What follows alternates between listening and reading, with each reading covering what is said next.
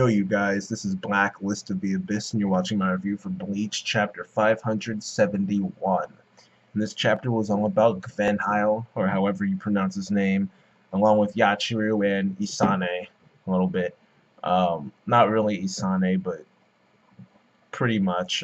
Essentially what the chapter is, it's Gvenheil reappearing, then disappearing, then reappearing again, disappearing again. It's pretty much, that's what it is, pretty much. And each time he reappears, Yachiru tries to hit him, but he ends up disappearing right before she does. And he makes it so that both Yachiru and Isane forget about him. Then he just starts the process all over again. And he tells us about the 3 phases of his ability. I mean, that was pretty much just for our benefit. There's no reason for him to talk to himself the entire time, explaining to himself how his own ability works.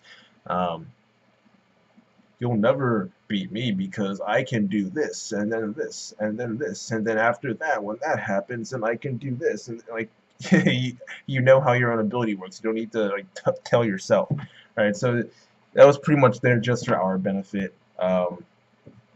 Pretty much the first phase of his ability allows him to turn invisible, pretty much. The second phase allows him to make his essence disappear, so they can't sense him. He's just like, yeah, his essence disappears. In the third phase, they forget about him completely. They forget about his existence entirely. They don't even know that they've met him before. Yeah. So that's that. That's really it for his ability. I think he said that when he switches between phase 2 and phase 1, his form lags behind his essence disappearing. So like it forms an illusion of him being there, and that illusion is what Yachiru always hits. But yeah. The last time he made his existence disappear and he made them like forget about him, their memories, I should say. He erased their memories of him. The last time he did that, and he reappeared, and he started to introduce himself, but Yachiru ended up attacking him before he got the chance. And even though she's never met him before, technically, she attacked anyway, and that's because he made her heart race. He made her heart skip a beat. He made her skin crawl. He made her stomach tighten. Like she describes it like that, and she says that whenever Kenpachi got that feeling, he would just attack the person. So she decided she'd attack him too, without considering whether or not he was an enemy or not. And Yachiru finally draws her sword. I had my doubts. I wanted it to happen, but I didn't think he would actually do it. But he did.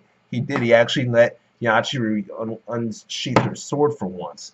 I still don't trust him to let her win this fight without Kenpachi or Unohana or both of them showing up.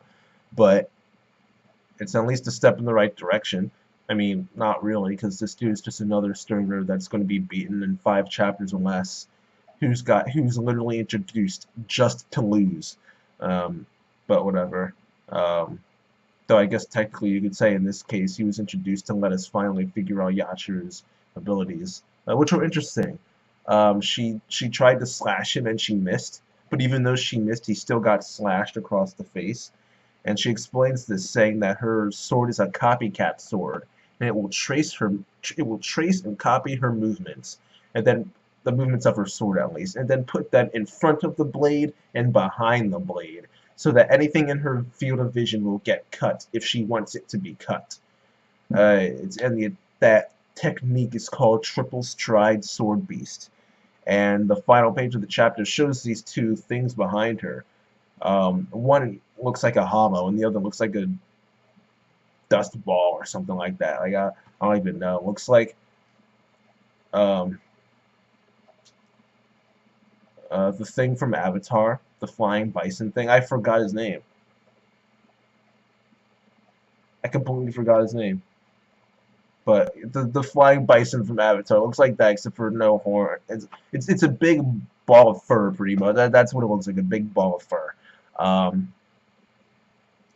And yeah, she pretty much says, even if I miss, somebody will hit you, and it will be one of those two beasts there, and that's the chapter. Um, the majority of the chapter was pretty boring. It was just so like a chapter of Bleach being text heavy. It's like, whoa, the world must be ending tomorrow or something like that. But it was just the beginning. Most of the chapter was boring. It wasn't until Yachiru unsheathed her sword that it actually got interesting. Um, and while the chapter was explaining things that could be viewed as important, as in Venhal's ability, it's not actually important because he's going to be beaten in a few chapters or less, and he's going to disappear from the story, never to be seen from again, never to be referenced again, because his only purpose here is to get beaten. He's not going to. I guess.